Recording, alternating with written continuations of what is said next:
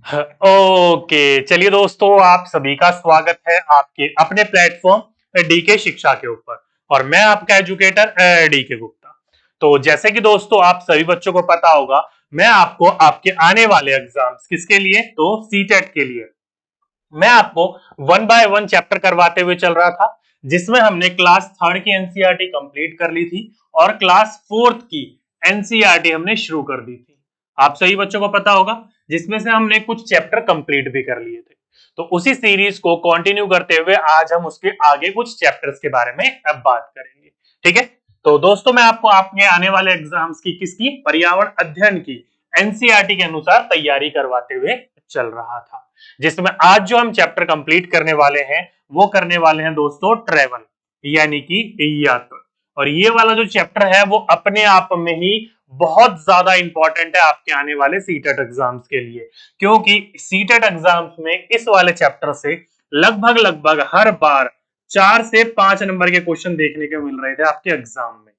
ध्यान रखिएगा, minimum 3 number तो देखने को मिले ही मिले थे, लेकिन ज्यादा से ज्यादा 4 से 5 नंबर तक के आपके एग्जाम में इस वाले चैप्टर से, ये जो लौता आपको मैं एक चैप्टर करवाने वाला हूं, इस वाले चैप्टर से देखने को मिल रहे थे। ठीक है, अब कई बच्चे कहेंगे सर इस चैप्टर में ऐसा खास क्या है, तो अभी आप पढ़ोगे तो उसके बारे में आपको जानकारी मिलेगी। और साथ ही साथ में ये चैप्टर अपने आप में ही बहुत ज्यादा बड़ा है। ठीक है, जिसमें आज जो हम कवर करने वाले हैं वो दोस्त एक चैप्टर कंप्लीट नहीं करने वाले हैं, उसके साथ हम अनेक चैप्टर कंप्लीट करने वाले हैं। ठीक है, कौन कौन से चैप्टर आज हम कंप्लीट करेंगे, तो दोस्तों हम करेंगे चैप्टर नंबर 6, चैप्टर नंबर 7 और चैप्टर नंबर 8। इन तीन को हम कंप्लीट करते हुए चलेंगे। क्या है, इन तीन को कंप्लीट करते हुए चलेंगे, बहुत इंपॉर्टेंट है, ध्यान रखिएगा। एक चैप्टर को कंप्लीट नहीं करेंगे दोस्तों, हम इन 3 चैप्टरों को कंप्लीट करते हुए चलेंगे। ठीक है, अब ये तीनों चैप्टर जो हैं वो आते हैं आपके, एक लड़की है ओमना, वो अपनी एक डायरी लिखती हुई चल रही है। क्या कर रही है, वो अपनी एक डायरी लिखती हुई चल रही है, और वहां से ये पूरे के पूरे क्वेश्चन आपके एग्जाम में देखने को मिलते हैं। तो इसने अपनी चैप्टर के अंदर, इसने अपनी डायरी के अंदर क्या क्या लिखा, तो ये पार्ट 6 से शुरू होता है और पार्ट 8 तक जाता है, जिसमें पहला चैप्टर है ओमना का सफर। फिर वो उसकी जो रेल की यात्रा होती है उसके बारे में बात करी जाती है, फिर वो अपने नानी के घर तक जाती है, वहां तक का ये सफर बताया गया है। तो हमें तीनों चैप्टर एक सेपरेट सेपरेट रूप में पढ़ने की जरूरत नहीं है, क्योंकि तीनों एक दूसरे से कोरिलेटेड है, तो हम तीनों को एक साथ पढ़ते हुए चलेंगे। ठीक है, तो सभी के सही बच्चे लिख लीजिए, आज का अपना जो टॉपिक होने वाला है वो होने वाला है ओमना की डायरी। क्या होने वाला है, ओमना की डायरी। चलिए, तो आज का अपना चैप्टर शुरू करते हैं, जो कि टॉपिक किसके अंतर्गत आएगा दोस्तों, वो आएगा ट्रेवल यानी कि यात्रा के अंतर्गत। तो देखिए दोस्तों, ओमना और एक उसकी पक्की सहेली है, जिसका नाम क्या है, तो उसका नाम है राधा। क्या नाम है बच्चों उसका नाम, उसका नाम है पक्की सहेली का राधा। ये जो है आपस में बहुत ज्यादा खुश थी। क्या थी ये, आपस में बहुत ज्यादा खुश थी, क्योंकि ये 8 7 नहीं है, 7 7 है। ये हल्का सा मिसप्रिंट हो गया, इसको 7 7 कर लीजिएगा। ठीक है, ये 8 7 नहीं है, 7 7 है।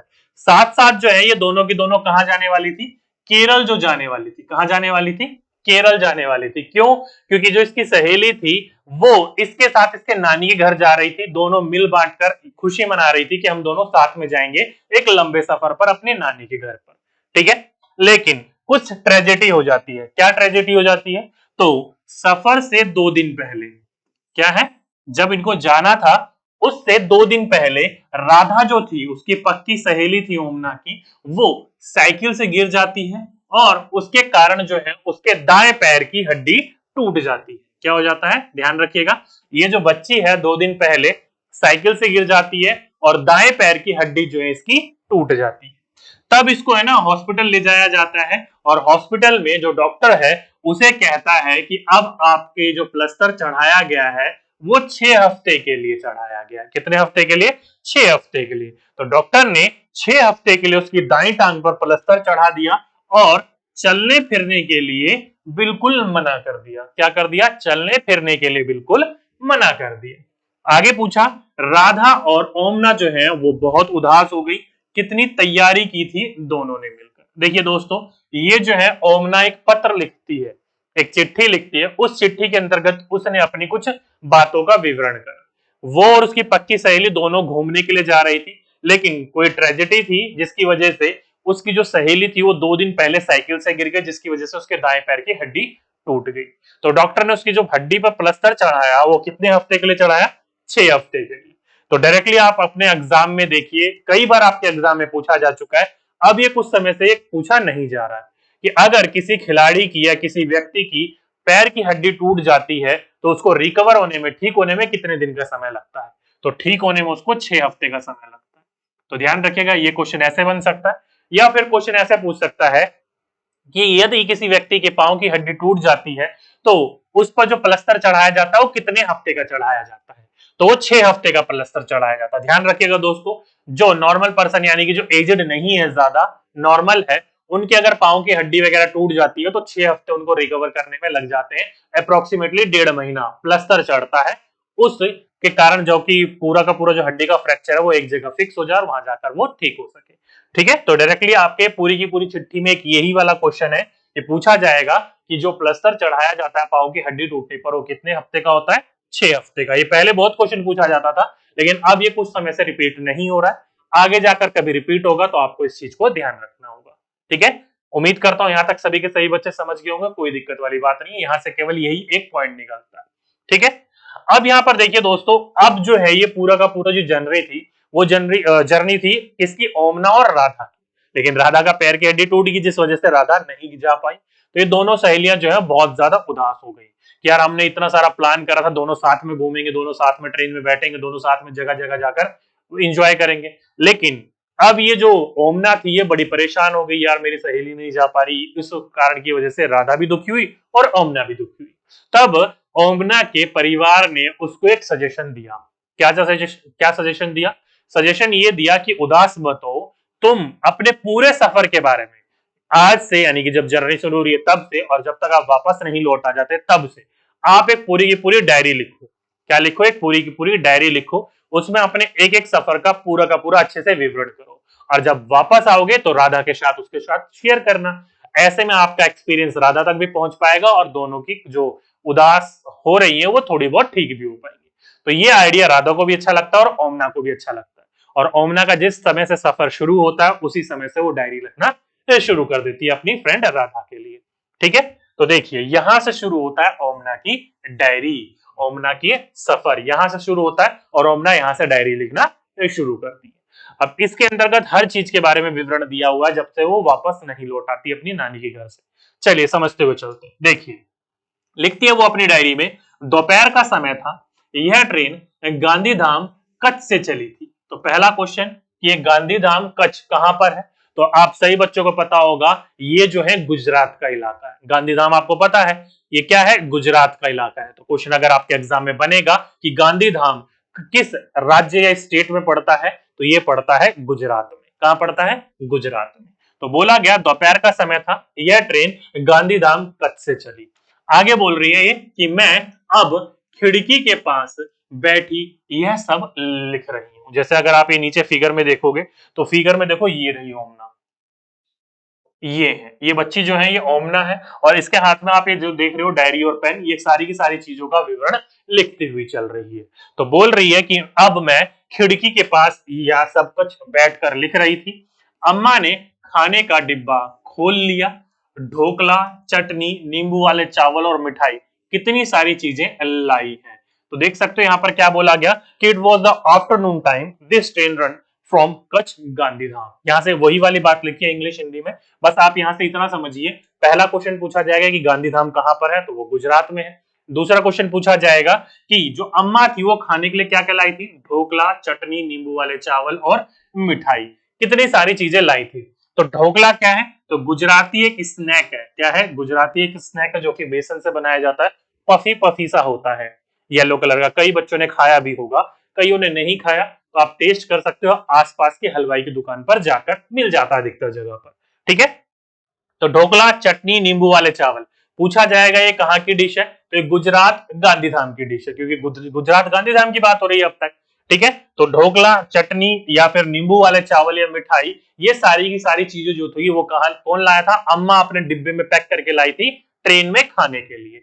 सफर में जाती हो तो खाना वगैरह लेके जाते हो ना, तो अम्मा भी अपने साथ कुछ खाना लेकर आई थी। तो अम्मा ने अपना टिफिन खोल लिया और टिफिन में क्या क्या निकला? ढोकला, चटनी, नींबू वाले चावल और मिठाई। क्वेश्चन यहां से दो बने, दोनों क्वेश्चन मैंने आपको अच्छी तरीके से बता दिए। आगे चलते हैं। आगे लिखा गया कि दोपहर का खाना खाकर कुछ लोग सो गए पर मुझे नींद नहीं आई। मैं खिड़की से बाहर देखती रही। पता है जब ट्रेन इतनी तेजी से चलती है तो बाहर की सभी चीजें उल्टी दिशा में भागती दिखाई देती है। आप सभी बच्चों को पता होगा कि ट्रेन जो है ऑन एन एवरेज 90-100 किलोमीटर की स्पीड पर चलती है। 80-90 ऐसी स्पीड पर चलती है, तो स्पीड काफी तेज होती है। तो जब भी कोई चीज स्पीड से आगे जाती है, जो सामने खड़ी भी है चीज, तो आप आगे निकल के तो वो ऐसा लगता है कि पीछे दिशा में जा रही है। कैसा लगता है, आप आगे जा रहे हो तो खड़ी चीज है, लेकिन और वो चल रही होगी तो और तेजी से जाएगी। इसलिए ऐसा लगता है कि जो भी चीज बाहर देख रहे हो आप खिड़की से, वो सारी की सारी ऐसी चीज लगती है कि उल्टी दिशा में भाग रही हो। इसलिए अपना ओमना जो है हल्का सा क्या करती है, अपना एक कुछ शेयर करती है कि दोपहर का खाना खाने के बाद कुछ लोग सो गए लेकिन इसको नींद नहीं आई, ये खिड़की से बाहर देखती रही। जैसे कि आप लोग या फिर मैं वगैरह जब भी हम ट्रेन से सफर करते हैं तो खिड़की पे बैठना पसंद करते हैं हम सभी लोग, ठीक है, चाहे बच्चे हो चाहे बुजुर्ग हो, अच्छा लगता है खिड़की पर बैठना, सारी चीजें देखना। तो खिड़की पर वो बाहर देखती रही और जब भी ट्रेन इतनी तेजी से चल रही थी तो उसके वापस जो भी उसके बाहर की चीजें थी वो उल्टी दिशा में जाती हुई दिखाई दे रही थी उसको। ये क्वेश्चन अब तक वैसे पूछा नहीं गया है, पूछा जाएगा तो आपको पता होना चाहिए कहां जाती हुई दिखाई देती है, उल्टी दिशा में जाती हुई दिखाई देती है। आगे बोल रखा है कि हम अभी अभी वलसाड़ रेलवे स्टेशन, ध्यान रखिएगा क्या बोला गया, हम अभी अभी वलसाड़ स्टेशन से निकले हैं। वहां ट्रेन 2 ही मिनट के लिए रुकी थी। स्टेशन पर खाने पीने की चीजें बेचने वालों का बहुत शोर था। क्या बोल रहे थे, चाय, गरम चाय, एक तरफ से आवाज आ रही थी, बटाटा वड़ा, पूरी साग, दूध, ठंडा दूध। लोग प्लेटफॉर्म पर खाने की चीजें खरीद और बेच रहे थे। तो देखो यहां से एक और क्वेश्चन निकला। एक तो ये निकला कि उल्टी दिशा में दिखाई देखती है सारी की सारी चीजें। दूसरी, ये जो अब कहां पहुंचे थे, वलसाड़ रेलवे स्टेशन पहुंचे थे। तो एक क्वेश्चन पूछा गया कि वलसाड़ रेलवे स्टेशन का है, तो ये भी गुजरात के अंतर्गत ही पड़ता है, ठीक है, वलसाड़। अब आपसे पूछा जाएगा कि निम्नलिखित में से बटाटा वड़ा, पूरी साग और ठंडा दूध निम्नलिखित में से किस जगह पर बेचने को देखने को मिलते हैं, तो वलसाड़ रेलवे स्टेशन पर देखने को मिलते हैं। अभी मैंने आपको बोला ना, चाय, गरम चाय, चाय तो हर जगह देखने को मिल जाती है। चाय एक मान लो कि इंडिया की फेवरेट चीज है, किसी भी चीज को भुलाने के लिए, बातचीत करने के लिए चाय बोल जाइए।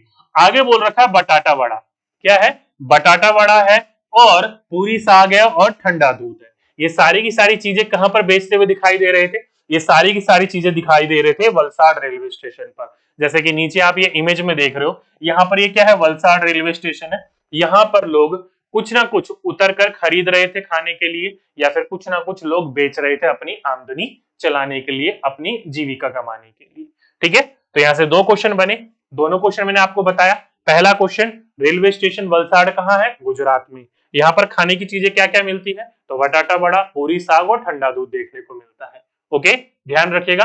ढोकला, चटनी और नींबू वाले चावल अलग है, बटाटा वड़ा, पूरी साग और ठंडा दूध अलग है। दोनों रेलवे स्टेशन अलग है लेकिन गुजरात में पड़ते हैं। क्वेश्चन कहीं से भी पूछा जाएगा तो आपको डिस्टर्ब नहीं होना है, ठीक है।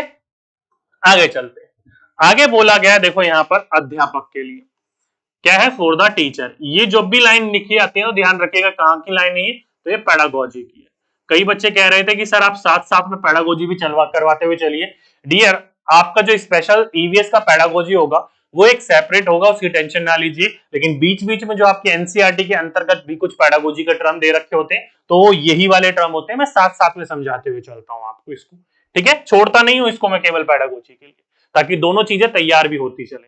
आगे चलते, देखिए लिख रखा है गांधीधाम, अहमदाबाद और वलसाड़, ये तीनों के तीनों रेलवे स्टेशन कहां पर है, तो ये तीनों के तीनों रेलवे स्टेशन आपके गुजरात में। कहां पर है ये है गुजरात में, ठीक है। अभी जब हम बात कर रहे थे, बटाटा वड़ा, पूरी साग और ठंडा दूध वो वलसाड़ में मिलता है। ढोकला, चटनी और नींबू वाले चावल वो या तो गांधीधाम में मिलेंगे या फिर अहमदाबाद में मिलेंगे, दोनों बाद में मिलेंगे, ध्यान रखिएगा। अगर ऑप्शन में दोनों में से कोई सा भी हो उस पर टिक कर दीजिएगा, दोनों एक साथ कभी भी देखने को नहीं मिलेंगे, ठीक है। आगे बोल रखा है कोचिकोड। अब ध्यान रखिएगा दोस्तों, ये कोचिकोड वही जगह है जहां पर ओमना जाना चाहती है। अब ये कोचिकोड कहां पर है, तो ये है केरला में। कहां पर है, केरला में। और कहां जा रही है ओमना, केरला में ही जा रही है। तो पूछा जाएगा कोचिकोड रेलवे स्टेशन या कोचिकोड कहां पर पड़ता है, तो ये पड़ता है केरला में। आगे बोला गया कि बच्चों को नक्शे पर गुजरात और केरल क्या है दिखाने से उन्हें यह बात समझने में आसानी होगी कि यह सफर बहुत लंबा है। क्यों? क्योंकि देखो मैं हल्का सा छोटा सा मैप बनाता हूं, आई थिंक आपको दिख जाना चाहिए यहाँ का मैप।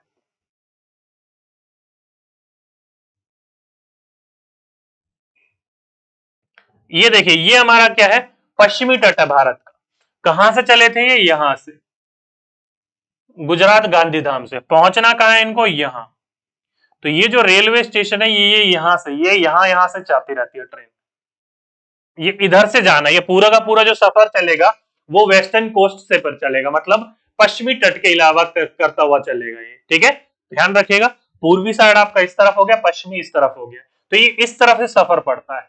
और अगर आप कभी जाते हो केरल वगैरह तो ध्यान रखिएगा दोस्तों, दिल्ली से या गुजरात वगैरह से, तो ये लगभग लगभग 48 से 72 घंटे का सफर होता है। कब तक? 48 से 72 घंटे का ट्रेन से सफर होता है। और ध्यान रखिएगा, ये जो इधर वाली ये पूरी की पूरी रेलवे लाइन जो है मैंगलोर तक जोड़ती है। कहां तक? मैंगलोर तक जोड़ती है, जो कि कोंकण रेलवे कहलाती है। कौन सी? कोंकण रेलवे कहलाती है।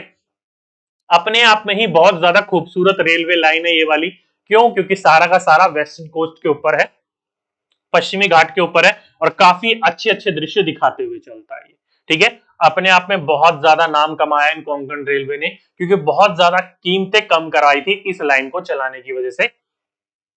खासकर जो ट्रक ड्राइवर वगैरह होते हैं उनको सामान इधर से उधर ले जाना होता है स्टेट्स में, तो वो उनकी बहुत मदद होती है वहां से। ठीक है, चलिए, तो ये सफर यहां से यहां तक है। तो इन मैप का सहारा लेकर आप बच्चों को समझा सकते हो कि रियल में ये वाला जो सफर है वो कितना लंबा से। ठीक, आगे चलते हैं। आगे बोला गया है कि ट्रेन अभी अभी एक रेलवे फाटक से गुजरी। क्या बोला गया? अभी अभी ट्रेन जो है एक रेलवे फाटक से गुजरी। जैसे कि आप वहां इमेज देख रहे हो, ये क्या है? रेलवे फाटक का चिन्ह है। तो अधिकतर आपके एग्जाम में क्वेश्चन एक बार बना हुआ है, ऐसे आपको एक चक्र दे देगा और उसके ऊपर ऐसे एक पटरी से बिछा देगा और इसके ऊपर ऐसे बना देगा, और आपसे पूछेगा कि निम्नलिखित में से किसका साइन है। तो ये रेलवे फाटक का चिन्ह है। किसका है? रेलवे फाटक का चिन्ह है, जहां पर रोड को क्रॉस करने के लिए वहां पर रोड भी जा रही होती है और रेलवे लाइन भी जा रही होती है। तो जब रेल जाती है तो रोड बंद रहता है, अब जब रोड चल रहा होता है तो रेल वहां पर नहीं आती है। ठीक है, तो वहीं का ये साइन है। पूछा जाएगा आपको देकर, तो आपको पता होना चाहिए। तो बोला गया कि ट्रेन अभी अभी एक रेलवे फाटक से गुजरी। दोनों तरफ फाटक के पार बसों, कारों, ट्रकों, साइकिल, स्कूटर, रिक्शा, बैलगाड़ी, टांगे में बैठे लोग ट्रेन के गुजरने का इंतजार करते दिखाई दिए। कुछ लोग तो अपनी गाड़ियों के इंजन बंद भी नहीं करते। रेलवे फाटक पर कितना धुआं और कितना ज्यादा शोर था। तो डायरेक्टली आपके एग्जाम में कई बार देखने को मिला है ना कि निम्नलिखित में से वह कौन सी जगह है जहां पर सर्वाधिक धुआं और शोर देखने को मिलता है। तो वो तो मैंने आपको कई बार बताया, एनएच होते हैं यानी कि नेशनल हाईवेज होते हैं। लेकिन यहां पर ये जो बच्ची है वो अपना एक्सपीरियंस शेयर कर रही है कि रेलवे फाटक बंद है और ट्रेन गुजरने वाली है। जब भी रेलवे फाटक बंद होता है तो लगभग लगभग 15 से 20 मिनट का टाइम लगता है उसको खुलने में, ट्रेन को क्रॉस करने में, कई बार ज्यादा भी लग जाता है। ठीक है, तब भी ये बच्ची कह रही है कि वहां पर इतनी सारी चीजें थी, जैसे कि बस थी, कार थी, ट्रक थे, साइकिल थे, स्कूटर थे, रिक्शा, बैलगाड़ी, टांगी वगैरह सब कुछ थे। लेकिन वहां के जो लोग थे इंतजार करते हुए, वो अपनी गाड़ियों के इंजन नहीं बंद कर रहे थे, जिससे दो चीज हो रही थी। पहला, इंजन से निकलने वाला पॉल्यूशन, पॉल्यूशन से हमारे पर्यावरण को नुकसान पहुंचता है प्रदूषण की वजह से, और साथ ही साथ में शोरगुल भी हो रहा था। भाई वहां से अभी ट्रेन गुजरेगी, गुजरने में टाइम है, अपनी मोटरसाइकिल वगैरह, कार वगैरह, जो भी इंजन वगैरह उनको बंद कर लीजिए, ताकि पर्यावरण को भी हम कम से कम नुकसान पहुंचाए। नुकसान तो पहुंच ही रहा है इस्तेमाल कर रहे हो तो। ठीक है, तो वो अपना एक यहाँ पर क्या कर रही है, अपना एक एक्सपीरियंस शेयर कर रही है कि कैसे वहां पर लोग फ्यूल बर्बाद कर रहे थे। ठीक है, समझ गए सही बच्चे? क्वेश्चन अधिकतर ये वाला पूछा जाता है, साइन वाला अगली बार पूछा जाएगा, तो आपको पता होना चाहिए। चलिए आगे चलते हैं। आगे चलें तो आगे लिखा हुआ है कि पिछले कुछ घंटे बहुत ही मजेदार रहे। नाश्ता करने के बाद मैं ऊपर अपने बर्थ पर लेट कर कॉमिक पढ़ने लगी। आप सभी बच्चों को पता होगा कि जो ट्रेन की सीटें होती हैं वो बर्थ में बटी रहती हैं। एक जो डब्बे के अंतर्गत होती है, सामने 3 सीट होती है, इधर सामने 3 सीट होती है, इधर सामने कई बार 2 होती है, कई बार 3 होती है सीटें। ठीक है, तो वो ये हो गई आपका स्लीपर कोच या थर्ड एसी वाला। जो थर्ड एसी, अगर एसी वगैरह में जाते हो आप लोग तो थर्ड एसी वाला कोच हो गया। अगर आप स्लीपर में जाते हो तो भी इसी तरीके से होता है, बस एसी और फैन का दिक्कत होती है। नॉन स्लीपर वाले में फैन लगा रहता है और एसी वाले में, थर्ड एसी वाले में एसी लगा रहता है। बाकी सेकंड एसी में दो दो हो जाते हैं और फर्स्ट एसी में कैबिन बन जाता है, अपना पर्सनल कैबिन होती उसमें भी 4 सीट है। ठीक है, चलिए तो पिछले कुछ घंटे जो है वो बहुत ही मजेदार रहे। नाश्ता करने के बाद मैं ऊपर अपने बर्थ पर लेट कर, एक यानी कि अपनी सीट होती है सोने वगैरह बैठने वगैरह के लिए, कॉमिक पढ़ने लगी। बाहर बहुत तेज धूप खिली थी। अचानक बिल्कुल अंधेरा हो गया, थोड़ी ठंड भी लगने लगी। मैं बहुत डर गई। देखो दोस्तों, अभी अभी इसने बोला कि बहुत तेज धूप खिली थी, लेकिन अचानक ये अंधेरा हो गया। किस कारण की वजह से? क्योंकि ट्रेन जो है वो एक टनल में गई। जैसे कि आप ये देख रहे हो, ये ट्रेन जो है एक टनल में जा रही है। किस में जा रही है? टनल में जा रही है, गुफा में जा रही है, या फिर सुरंग में बोल सकते हो जा रही थी, क्योंकि वहां पर पहाड़ी इलाका है। पहाड़ को उसमें सुरंग बना बनाकर रेलवे लाइन बिछाई गई है, एक स्टेट को दूसरे स्टेट से जोड़ने के लिए। तो अचानक बिल्कुल अंधेरा हो गया, थोड़ी ठंड भी लगने लगी। मैं बहुत डर गई। कुछ देर बाद ट्रेन के अंदर की बत्तियां यानी कि जो लाइट वगैरह थी वो जल उठी, पर बाहर बिल्कुल घुप अंधेरा था। किसी ने बताया कि हम सुरंग में से गुजर रहे थे, पहाड़ को काट कर बनी सुरंग। ऐसा लग रहा था जैसे सुरंग खत्म ही नहीं होगी। क्या कह रही है बच्ची? कि ऐसा लग रहा था कि सुरंग खत्म ही नहीं होगी, पहाड़ में छेद करके इन्होंने ये सुरंग बनाया था। आगे बोला गया कि गोवा से केरल तक के रेल के रास्ते में 92 सुरंग और 2000 पुल हैं। तो आप कभी भी ट्रेन से जाने की कोशिश कर रहे हो केरला से तक, गोवा से, तो गोवा से केरल के बीच में, मैंने अभी अभी आपको बताया था, ये देखो ये है हमारा, यहां पर पड़ता है गोवा और यहां पर पड़ता है केरल। तो गोवा से केरल के बीच में जब जाओगे तो 92 क्या मिलेंगे आपको? सुरंग मिलेंगे, 92 सुरंग मिलेंगी, और पुल ब्रिजेस जो मिलेंगे वो 2000 ब्रिजेस मिलेंगे। और अपने आप में ही बहुत ज्यादा, मान सकते हो कि प्राकृतिक जो होता है, हमारी प्रकृति है जो हमारी नेचर है, जो हमारा बहुत सुंदर देखने को मिलता है। यहाँ पर आप कभी रेलवे से जाओगे तो इस लाइन पर जरूर घूमकर देखिएगा इन फ्यूचर। ये अपने आप में ही ट्रेन जर्नी का बहुत बेस्ट एक्सपीरियंस है। अगर आपने एक मूवी देखी होगी चेन्नई एक्सप्रेस, शाहरुख खान की, देखिए वो भी कहां से जा रही थी? साउथ से ही होके जा रही थी। तो वो भी आपने आप में बहुत अच्छे अच्छे दृश्य देखे होंगे आपने। ठीक है, तो रियल में यहां से काफी अच्छा अच्छा दृश्य देखने को मिलते हैं अगर रेलवे से, अगर आप इस लाइन से गुजरते हो तो। ठीक है, तो क्वेश्चन यहां से क्या निकला? गोवा से केरल जाओगे तो 92 सुरंगे और 2000 पुल लगभग लगभग आपको देखने को मिलती है। ठीक है, चलिए आगे चलते हैं। आगे बोला गया कि अब दोपहर हो गई है, हमने उडुपी रेलवे स्टेशन गरम गरम इडली वड़ा खरीदा, उसे खाया। वहां से हमने क्या है, केले भी खरीदे। वह थे तो बहुत छोटे पर बहुत ही स्वादिष्ट। बाहर का नजारा फिर बदल गया। अब यहां से हम आगे पढ़ेंगे। पहले तो आप ये समझिए कि उडुपी रेलवे स्टेशन ये पहुंच गए। अब यहां से इन्होंने क्या क्या खरीदा है? गरम गरम इडली वड़ा खरीदा है। और इडली वड़ा आप सही बच्चों को पता है साउथ का जो है फेमस डिश है। तो ये कहां पहुंच गए? केरल पहुंच गए हैं। तो यहां पर इन्होंने क्या खड़ा? इडली और वड़ा खरीदा है। इडली, वड़ा, डोसा, सांबर, ये सारे के सारे क्या है? साउथ के, केरल वगैरह के बहुत फेमस डिश है। केरला, तमिलनाडु, कर्नाटका, इस राज्य में बहुत ज्यादा पसंदीदा भोजन है, खाया बहुत ज्यादा इधर के लोगों के द्वारा। ठीक है, अब वो बोल रही है कि हमने केले भी खरीदे। केले जो थे वो दिखने में बहुत छोटे छोटे थे। अगर यहाँ पर कोई बच्चा बिहार का, जो कि काफी बच्चे होंगे, आपने देखा होगा, यार जगह का नाम क्या है? हाजीपुर आई थिंक, हाँ हाजीपुर है। हाजीपुर के केले आपने देखे होंगे, थोड़े से केले हैं उनका कलर भी अलग होता है। वैसे केले जो होंगे कच्चे होंगे तो हरे होंगे और पके होंगे तो पीले होंगे, लेकिन उनका कलर जो है लाइटली ऑरेंज कलर का होता है। कैसा होता है? ऑरेंज। और जब आप केला छीलते हो तो केला भी अंदर से सफेद होता है या लाइट येलो होता है, लेकिन वो जो केला होता है अंदर से भी हल्का सा ऑरेंज रंग का होता है। और उसका जो स्वाद होता है वो अलग ही होता है जीभ में। जैसे आप कभी अजीनोमोटो खाइएगा, चाउमीन में डलता है नमक जैसे, कुछ कुछ वैसा वैसा स्वाद सा आता है, लेकिन मीठा मीठा सा लगता है आपको। ठीक है, तो उस केले का भी बड़ा अच्छा सा स्वाद होता है, होते छोटे छोटे से ही है। उसी प्रकार से इसने भी कहा कि हमने उडुपी रेलवे स्टेशन से केले खरीदे, थे बहुत छोटे छोटे, लेकिन स्वाद उनका बहुत अलग था, बहुत ही स्वादिष्ट थे। आगे बोला गया कि बाहर का नजारा जो है बिल्कुल ही बदल गया था। अब हम हरे हरे खेत और बहुत सारे नारियल के पेड़ देख पा रहे हैं। क्या बोला इन्होंने कि बाहर का नजारा बिल्कुल चेंज हो गया था, क्योंकि लोगों ने अब वहां पर क्या है, खेती देखी। केरल वगैरह में अधिकतर चावल की खेती देखने को मिलती है, और साथ ही साथ में बहुत सारे नारियल के पेड़। नारियल वगैरह जो है केरल से ही मान लीजिए काफी ज्यादा हमारे भारत में एक्सपोर्ट वगैरह होता है, और बहुत ज्यादा नारियल वगैरह जो होता है इस्तेमाल होता है वहां पर।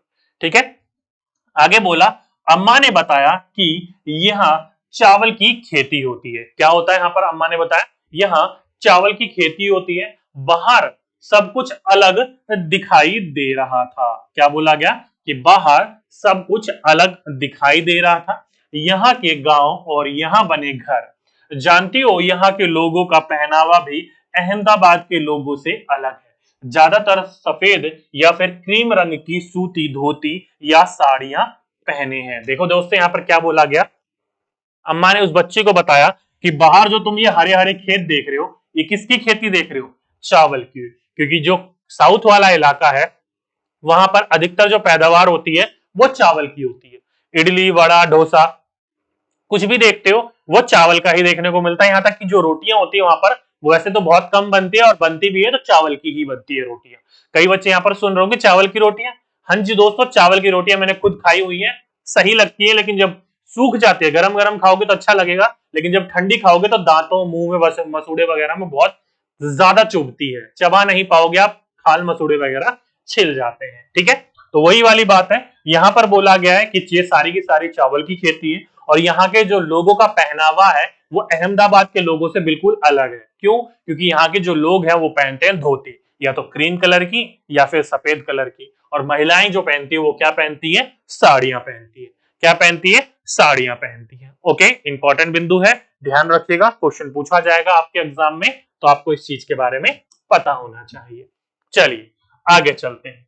आगे बोला गया है कि पता करो कि यह भाषाएं किन जगहों पर बोली जाती है। कौन कौन सी भाषाएं?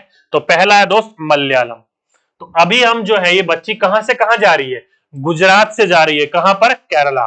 कहां जा रही है? गुजरात से केरला। तो मलयालम कहां बोली जाती है दोस्तों? केरला में बोली जाती है। कहां बोली जाती है? केरला में। अगला है कोंकणी। क्या है? कोंकणी। अब ये देखो दोस्तों, अगर आपसे पूछा जाए कोंकणी भाषा, अब ये कहां पर बोला जाता है? अब कई बच्चे कहेंगे अरे कोंकणी भाषा कहां बोली जाती है, अधिकतर तो कर्नाटका में कन्नड़ बोली जाती है, तो ये कोंकणी भाषा कहां की है? तो ये दोस्तों आप सभी बच्चों के लिए मेरी तरफ से एक छोटा सा होमवर्क है। आप लोगों को ढूंढना है ये जो कोंकणी लैंग्वेज है ये कहां के लोगों के द्वारा बोली जाती है। मेरी तरफ से क्या है आपके लिए होमवर्क है, इंपॉर्टेंट है, ध्यान रखिएगा, आपके एग्जाम में पूछा जाएगा तो आपको इस चीज के बारे में पता होना चाहिए। ठीक है, इंपॉर्टेंट है, ध्यान रखिएगा दोस्तों। बस मैं आपको इतना बता देता हूं, ये थोड़ा सा जो लैंग्वेज वगैरह है ये पुर्तगाल लोग जहां से आपने काफी समय तक राज करा था उन्होंने, वहां के लोगों के लिए बोली जाती है। हल्का सा हिंट है ये आप लोगों के लिए। ठीक है, और इसके अंतर्गत हमने यहाँ पर इसकी लैंग्वेज के जो स्टेट है उसके बारे में हमने यहाँ पर बात भी करी है, यहाँ पर इस चैप्टर के अंतर्गत। चलिए अगला है मराठी। अब दोस्तों मराठी कहां बोली जाती है? सीधी सीधी सी बात है, ये दोस्त हम बात ही कर रहे हैं, कहां से आ रहे थे, गुजरात से। नीचे की तरफ आते हैं महाराष्ट्र में, तो मराठी कहां बोली जाती है? महाराष्ट्र में बोली जाती है, अधिकतर आपने पढ़ा होगा ना अलग अलग जगह पर। ठीक है, अगला है गुजरात, गुजराती में बोली जाती है, गुजरात में गुजराती। क्या है? गुजरात में गुजराती। अगला है क्या है? कन्नड़। ये तो कर्नाटक की लैंग्वेज है, सीधी सीधी सी बात है। ठीक है, तो ये सारे के सारे क्वेश्चन जो है आपके एग्जाम में पूछा जा सकता है, तो आपको इन चीजों के लैंग्वेजों के बारे में पता होना चाहिए। सारे के सारे लैंग्वेज आपके एनसीईआरटी बुक में दिए हुए थे, इसलिए मैंने यहाँ पर ये सारी की सारी चीजें डाल दी। ठीक, अब मैंने आपको एक होमवर्क दिया है ये वाला, ये मुझे होमवर्क नीचे कमेंट बॉक्स में लिखकर बताइएगा। इसके बारे में, इसके स्टेट के बारे में हमने अभी अभी बात करी थी, आपको पता होगा तो ठीक है, नहीं पता है तो उसको ढूंढिएगा। सिंपल सा है, ज्यादा मेहनत करने की जरूरत नहीं पड़ेगी आप लोगों को। ठीक है, तो आपके एग्जाम में अगर लैंग्वेज से रिलेटेड कुछ पूछा जाएगा तो ये पूछा जा सकता है, इन चीजों को आपको ध्यान रखना है। चलिए आगे चलते हैं। आगे चलें तो देखो यहाँ पर लिख रखा है अध्यापक के लिए क्या है, विभिन्न राज्यों की भाषा, पहनावे, भोजन और भूभागों के बारे में जानकारी इकट्ठी करने में बच्चों की मदद की जा सकती है। मलयालम में वलियम्मा, अब ध्यान रखिएगा मलयालम मैंने अभी अभी आपको बोला था केरल के लोगों की भाषा है, तो केरल के लोग जो है वलियम्मा, वो किसको बोलते हैं? माँ की बड़ी बहन को, यानी कि जो आपकी मौसी होगी, मौसी हम बोलते हैं हिंदी भाषा परिवेश के, और मलयालम वाले लोग जो बोलते हैं उसे वलियम्मा बोलते हैं। ठीक है, तो ध्यान रखिएगा, माँ की बड़ी बहन, माँ की बड़ी बहन मौसी ही लगती है, बड़ी हो कि छोटी हो मौसी लगती है। तो मौसी जो होती है वो क्या कहलाते हैं हमारे मलयालम लैंग्वेज में, वलियम्मा कहते हैं। और वहीं पर अमुमा, अमुमा किसको कहते हैं, तो माँ की माँ को यानी कि नानी को। माँ की माँ क्या हुई, नानी हुई हमारी, तो नानी को क्या बोला जाता है मलयालम लैंग्वेज में, अमुमा। तो ये डायरेक्टली क्वेश्चन पूछा गया था आपके एग्जाम में इस बार, अगर आपने पेपर उठाकर देखा होगा तो आपको इन चीजों के बारे में पता होगा। अगली बार फिर पूछा जाएगा तो ध्यान रखिएगा इसको, ठीक है। अब ये तो दो बात होगी क्वेश्चन की। अब यहां पर पूछा गया है कि अलग अलग राज्यों की अलग अलग भाषाएं, अलग अलग पहनावे, अलग अलग भोजन है। जैसे कि ये गुजरात से लोग आ रहे थे, तो गुजरात के लोगों की अधिकतर पहनावा क्या होता है, तो गुजरात का अधिकतर जो लोगों का पहनावा होता है वो थोड़ा सा पगड़ी वगैरह होती है, पग वगैरह होती है पीले कलर की, राजस्थानी थोड़ा लुक देखने को मिलता है, धोती कुर्ता वगैरह होता है, ठीक है। वहीं पर ये केरल जा रहे थे, केरल के लोगों का पहनावा क्या था, तो लुंगी थी, सफेद कलर की या क्रीम कलर की, महिलाओं की साड़ी थी। पहनावा कितना अलग हो गया। गुजरात के लोगों का खाना था चटनी, नींबू वाले चावल, ढोकला वगैरह, और केरल के लोगों का इडली, डोसा, वड़ा, सांबर, ये देख सकते हो कितना अलग हो गया, ठीक है। वहीं पर ही भूभाग की बात करी जाए तो गुजरात के इलाके के ऊपर की थोड़ा सा भूभाग हल्का सा पहाड़ी भी है, पथरीला भी है। वहीं पर ही नीचे जाओगे केरल की तरफ तो वर्षा बहुत ज्यादा देखने को मिलती है, जमीन बहुत ज्यादा उपजाऊ है, चावल की बहुत ज्यादा खेती देखने को मिलती है, और गुजरात में वहीं पर ही कम देखने को मिलती है। तो बिल्कुल ये अलग है। तो भूभाग की जानकारी इकट्ठा करने में बच्चों की मदद कर सकते हो, बच्चे को भाषा पहनावे के बारे में जानकारी इकट्ठी करने के लिए आप लोग मदद कर सकते हो, ठीक है। इंपॉर्टेंट बिंदु है, एग्जाम में पूछा जाएगा तो आपको इस चीज के बारे में पता होना चाहिए। और ये वाला लाइन तो इंपॉर्टेंट है, ध्यान रखिएगा, मौसी को क्या कहते हैं और नानी को क्या कहते हैं, एग्जाम में कई बार पूछा जा चुका है, ठीक। आगे चलते हैं, लीजिए आगे बोला कि लो फेरी आ गई। तो दोस्तों अगर आप कभी केरल वगैरह जाते हो या घूमोगे या घूम चुके हो या केरल का कोई रहने वाला व्यक्ति यहाँ पढ़ रहा है तो ध्यान रखिएगा, केरल जो है अपने आप में ही वाटर कनेक्टिविटी है। जैसे हमारे यहाँ पर मेट्रो चलती है ना फ्लाईओवर के ऊपर, वैसे ही वाटर मेट्रो चलती है केरला के अंतर्गत। एक जगह से दूसरी जगह जाने के लिए पानी के अंतर्गत नाव का इस्तेमाल किया जाता है, और वहां के लोग इसे क्या कहते हैं, फेरी कहते हैं। जैसे कि ये देख सकते हो बहुत ज्यादा पानी पानी है हर जगह पर, तो पानी की कनेक्टिविटी एक गांव को दूसरे गांव से जोड़ने के लिए, पानी वगैरह को पार करने के लिए फेरी का इस्तेमाल किया जाता है। किसका, बोट का इस्तेमाल किया जाता है। तो यहां पर ये सारे के सारे इंतजार कर रहे थे। अब ये बोल रहा है देखिए, लो फेरी आ गई। फेरी में से बहुत सारे लोग उतरे, स्कूल के बच्चे, औरतें, आदमी, सभी अपना अपना सामान लिए थे। अम्मा ने बताया कि वहां पर पानी की दूसरी तरफ जाने के लिए केवल फेरी का ही इस्तेमाल होता है। तो देख सकते हो, एक इलाके से दूसरे इलाके में जाने के लिए, अपने गांव से दूसरे गांव में जाने के लिए, दूसरे गांव से अपने गांव में आने के लिए किसका इस्तेमाल करते हैं, केवल फेरी का ही। और ये फेरी छोटी मोटी नहीं होती दोस्तों, लोगों के साथ साथ वाहनों को भी एक जगह से दूसरी जगह पर ले जाने में मदद करती है, ठीक है। आगे बोला कि मैं तो रेलिंग के पास ही खड़ी आसपास देखती रही। फिर फेरी होगा, ये फेरा नहीं है, फेरी। आगे बोला गया फेरी तेजी से पानी पर फिसल रही थी। अब आप सभी बच्चों को पता है, छोटी बच्ची है, पानी के ऊपर वो फ्लोट कर रही है, चल रही है पीछे इंजन से, तो उसको ऐसा लगता है कि पानी पर फिसल रही है। तो तेजी से फिसल रही थी जिससे आसपास का पानी उछल रहा था। किनारे पर नारियल के पेड़ कतार में लगे थे। तो देख सकते हो दोस्तों, आप सभी बच्चों को पता है कि केरल एक ऐसा स्टेट है जहां पर नारियल के वृक्ष भरपूर है। घर के आंगन आंगन में आपको नारियल के वृक्ष देखने को मिल जाएंगे, ठीक है। तो यहां पर यही बोल रही है कि मैं रेलिंग के किनारे खड़ी होगी और देखती रही कि पानी के ऊपर कैसे चल रही है फेरी, और आसपास पानी उछलता हुआ चल रहा था। जैसे कि आप ये बोट के पीछे देखोगे, साइड में देखोगे तो देखने को मिल रहा है। और बोल रही है कि हर जगह किनारे किनारे पर क्या लगे हुए थे, नारियल के वृक्षों के कतार लगे हुए थे। क्या लगे हुए थे, नारियल के वृक्षों के कतार लगे हुए थे, ठीक है। आगे चलते हैं, आगे बोला गया है कि रेल टिकट देखो। अब देखो दोस्त, ये जो है गांधीधाम गुजरात से केरल तक आए रेल में, ट्रेन में। तो रेल टिकट के नीचे दी गई बातों को टिकट पर ढूंढकर उन पर अलग अलग रंगों से गोला लगाओ और चर्चा करो। तो गोला लगाने और चर्चा करने की बात करी गई है, और ये रही आपकी रेल टिकट। ये नीचे आप देख रहे हो रेल टिकट, ये रही एक रेल टिकट का इमेज दी गई थी। अब ध्यान रखें दोस्तों, मैंने ऑनलाइन मोड वाली रेल टिकट की बात नहीं करी है। अगर आप ऑनलाइन मोड वाले रेल टिकट की बात कर रहे हो तो उस पर बहुत सारी चीजें विवरण होती है, लिखी होती है, लेकिन जब आप स्टेशन से कटवाते हो उसमें ज्यादा चीजें नहीं लिखी रहती हैं। दोनों में क्या कंपैरिजन है अभी मैं आपको बताता हूँ। देखिए, जब भी आप टिकट खरीदोगे ना, इस टिकट में आपको क्या क्या जानकारी मिलेगी। पहला मिलेगा आपको ट्रेन नंबर। आप यहाँ पर देखिए, ये रहा गाड़ी का नंबर। ट्रेन जो चलती है उस पर ट्रेन का नाम और नंबर होता है, तो उसी प्रकार से ट्रेन नंबर देखने को मिलेगा। अगला मिलेगा डेट ऑफ जर्नी। जब भी आपकी जर्नी स्टार्ट होगी वो वाली डेट मिलेगी। तो अगर आप ये देखोगे तो ये रहा आपका,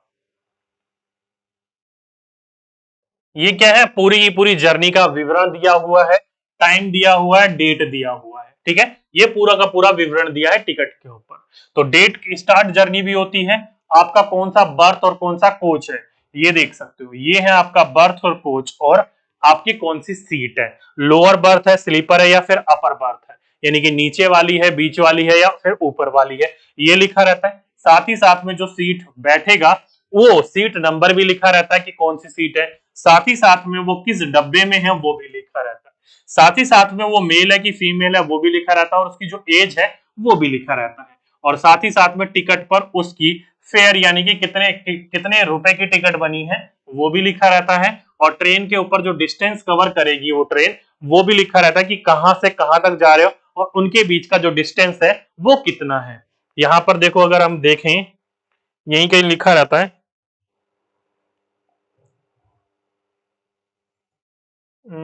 लिखा रहता है यार, यहाँ दिख नहीं रहा मुझे टाइम पे। ये रहा 643 किलोमीटर। कितना है? 643 किलोमीटर। तो देख सकते हो दोस्तों, ये सारी की सारी विवरण इसके अंतर्गत लिखी रहती है। लेकिन कहीं पर भी कस्टमर यानी कि पैसेंजर का नेम नहीं लिखा रहता, नाम नहीं लिखा रहता। जो ट्रेन बनती है रेलवे स्टेशन से टिकट उस पर, ऑनलाइन मोड पे बनाते हो उस पर बनी रहेगी, लेकिन इस पर नहीं होती है। तो यही दोनों में फर्क है। यहाँ पर केवल मेल फीमेल रहता है, उस पर नाम भी होता है। ठीक है, जो चार्ट बनता है और रेल के ऊपर लगता है उस चार्ट में आपका नाम होता है, टिकट के ऊपर नाम नहीं होता है। तो जब भी आपके एग्जाम में क्वेश्चन पूछा जाएगा तो ऑफलाइन टिकट से क्वेश्चन पूछा जाएगा, ऑनलाइन टिकट से क्वेश्चन नहीं पूछा जाएगा। ठीक है, तो ध्यान रखिएगा। रेलवे टिकट के ऊपर क्या क्या देखने को मिलती है जानकारी, तो मिलती है ट्रेन का नंबर, सफर शुरू होने की तारीख, बर्थ और डिब्बे का नंबर, किराया और दूरी, और किस दिन आपने जर्नी शुरू करी और वो जर्नी किस दिन तक खत्म होगी, कब तक आप पहुंचोगे, सारे का सारा विवरण होता है। नाम नहीं होता है पैसेंजर का। ओके, समझ गए सभी बच्चे? चलिए आगे चलते हैं। आगे चलें तो आगे लिखा है कि रेलवे टाइम टेबल से हमें बहुत सी जानकारी मिलती है, जैसे ट्रेन की स्टेशन पर किस समय पहुंचेगी, किस समय स्टेशन छोड़ेगी, कितनी दूर तैयारी तय करेगी आदि। हम किसी भी रेलवे स्टेशन से रेलवे टाइम टेबल खरीद सकते हैं, या फिर वहां लगे भी रहते हैं वो भी देख सकते हैं। जैसे कि एक टाइम टेबल मैंने आपको नीचे दे रखा है, देखिए। गांधीधाम से वो चली थी, ठीक है, गांधीधाम से पूरा का पूरा सफर शुरू हुआ था। वो समय क्या था? 5:15। क्या है? 5:15। ट्रेन में हमेशा सफर जो होता है वो 24 घंटे का होता है दोस्तों, तो ध्यान रखिएगा, एएम पीएम नहीं होता। सफर जो होता है 24 घंटे का होता है, और इसी के बदौलत हम एएम पीएम का सहारा लेते हैं। अगर सुबह का टाइम होगा तो 5, 1, 2, 3, 4, 5, 6, 7, 8, 9, 10 करके होगा, एएम होगा, और 12 बजे के समय के बाद का पीएम होता है। ठीक है, तो देख सकते हैं यहाँ पर 0 किलोमीटर, क्योंकि यहीं से ही चलनी है, शुरू हुई थी। और आगे जाकर ये धीरे धीरे अहमदाबाद जाती है, वलसाड़ जाती है, या फिर वडोदरा जाती है, फिर सूरत वगैरह जाती है। वहां पर जाते हुए अपने समय भी बता रही है, किस समय चली थी, किस समय पहुंची, और किलोमीटर कितना तय करा और कितने दिन का समय लगा। ये सारी की सारी चीजें दी जाती है। तो ये पूरा का पूरा एक टाइम टेबल दिया हुआ आपके ईवीएस की किताब के अंतर्गत, और यहीं से ही आपका क्वेश्चन बनता है डिस्टेंस एंड डायरेक्शन का। इसलिए मैंने बोला था ये वाला चैप्टर जो है आपका अपने आप में ही बहुत इंपॉर्टेंट है। यहां से कम नहीं तो आपके कितने नंबर के क्वेश्चन? 4 से 5 नंबर के क्वेश्चन आपके एग्जाम में देखने को मिलते ही मिलते हैं। ठीक है, लेकिन ये वाला जो टॉपिक है वो अपने आप में ही एक अलग टॉपिक है, तो इसको हम विस्तारित में समझेंगे, अच्छे से समझेंगे। मैथ वाले जो सर है वो भी आपको समझाएंगे, लेकिन मैं अपनी ईवीएस के लिए खुद समझाऊंगा, उसकी टेंशन लेने की जरूरत नहीं है। हम केवल अभी चैप्टर पढ़ रहे हैं तो चैप्टर पढ़ लेते हैं। ट्रेन या फिर डिस्टेंस एंड डायरेक्शन या फिर राज्यों की स्थिति वाले क्वेश्चन कहां से कहां तक है, वो एक अलग टॉपिक है। अलग तरीके से बिल्कुल लाइव आकर मैं आपको अच्छी तरीके से चीजों को समझाऊंगा, अच्छे तरीके से बताऊंगा। ठीक है, टेंशन ना लीजिए, एक अलग हम बिल्कुल टॉपिक लेंगे, आज नहीं, जब हम नेक्स्ट क्लास में पढ़ेंगे उसमें लेंगे इसको, क्योंकि अपने आप में ही बहुत इंपॉर्टेंट टॉपिक है और बड़ा टॉपिक। आज केवल हम चैप्टर को कंप्लीट करेंगे। ठीक है, तो इसको थोड़ा सा स्किप कर दीजिए, करवाऊंगा लेकिन अभी नहीं। ठीक है, नेक्स्ट क्लास में करेंगे इसको। चलिए आगे चलते हैं। आगे बोला गया अध्यापक के लिए, हो सके तो रेलवे टाइम टेबल बच्चों को दिखाएं और उसमें क्या बोला है कि उसे पढ़ने में उसकी मदद करें। रेलवे टाइम टेबल से गणित और भूगोल की बहुत सारी मजेदार क्रियाएं की जा सकती है, ये करवाई जा सकती है। बच्चों को सुरक्षित पानी, स्वच्छता या फिर रैंप आदि की उपलब्धता के लिए अपने नजदीकी रेलवे स्टेशन का निरीक्षण में मदद करें। देखिए दोस्तों, रेलवे टाइम टेबल से किस किस चीज की जानकारी मिल रही है? गणित की और भूगोल की। कैसे? मानकर चलिए गुजरात से केरल जा रही है ट्रेन, तो भूगोल की मदद से आप देखोगे ना कि कौन सा स्टेट कहां पर है और कौन सा स्टेट कहां पर है। तो एक तो भूगोल की जानकारी मिली, दूसरा कितना समय लगा, कितने दिन लगे, कितना एवरेज स्पीड रही, ये सारे चीजें कैलकुलेट करने के लिए हमें किसकी जानकारी होनी चाहिए? गणित की। तो इस टाइम टेबल की मदद से हम गणित और भूगोल दोनों की जानकारी हम बच्चों को दे सकते हैं। और इसके लिए आप अपने नजदीकी रेलवे स्टेशन पर बच्चों को ले जा सकते हैं और वहां पर पानी की क्या क्या सुरक्षाएं दी गई हुई हैं, कैसा पानी स्वच्छ है कि नहीं है, रैंप वगैरह की उपलब्धता है कि नहीं है। अब कई बच्चे कहेंगे रैंप का क्या मतलब? तो दोस्तों ध्यान रखिएगा, केवल रेलवे स्टेशन पर नॉर्मल पर्सन नहीं जाते, कुछ ऐसे पर्सन भी जाते हैं जो हैंडीकैप वगैरह भी होते हैं, बुजुर्ग लोग भी जाते हैं जो सीढ़ियां नहीं चढ़ सकते, तो रैंप की सहायता से चढ़ते हैं वो। ठीक है, तो ध्यान रखिए इन सभी चीजों की उपलब्धता है या नहीं है, इन चीजों के बारे में जानकारी आप दे सकते हो बच्चों को कहां पर ले जाकर? रेलवे स्टेशन पर ले जाकर। ठीक है, उम्मीद करता हूं यहां तक सारी की सारी चीजें समझ में आ गई होंगी। तो ये था आपका आज का अपना टॉपिक, जिसमें अपने आप में ये 3 चैप्टर समाये हुए थे। तीनों चैप्टर हमने अच्छी तरीके से विस्तारित बात करी। कोई सा भी क्वेश्चन आपके यहां से निकलेगा तो आपका वो गलत नहीं होगा। ठीक है, उम्मीद करता हूं जितनी चीजें मैंने आपको समझाई वो अच्छी तरीके से समझ में आ गई होंगी। ये जो था डिस्टेंस एंड डायरेक्शन वाला टॉपिक, ये जो था टॉपिक, चाहे वो ट्रेन वाला हो,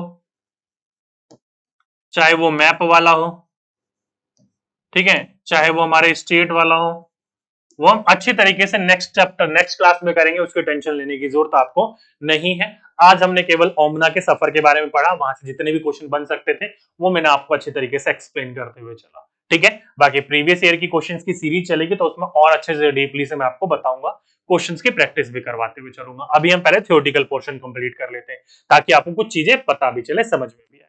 ठीक, चलिए तो दोस्तों ये था आज का अपना पूरा का पूरा टॉपिक। बाकी जब हम नेक्स्ट चैप्टर में मिलेंगे यानी कि नेक्स्ट क्लास में मिलेंगे तो नेक्स्ट चैप्टर को हम स्टार्ट करेंगे। ओके, तो आज के लिए बस इतना ही रहने देता हूं। उम्मीद करता हूं जितनी चीजें मैंने आपको समझाई वो अच्छी तरीके से समझ में आ गई होंगी। तो आज के लिए दोस्तों बस इतना ही, आपसे फिर मुलाकात होगी एक नेक्स्ट वीडियो में एक नेक्स्ट टॉपिक के साथ। जब तक के लिए सभी बच्चों को धन्यवाद।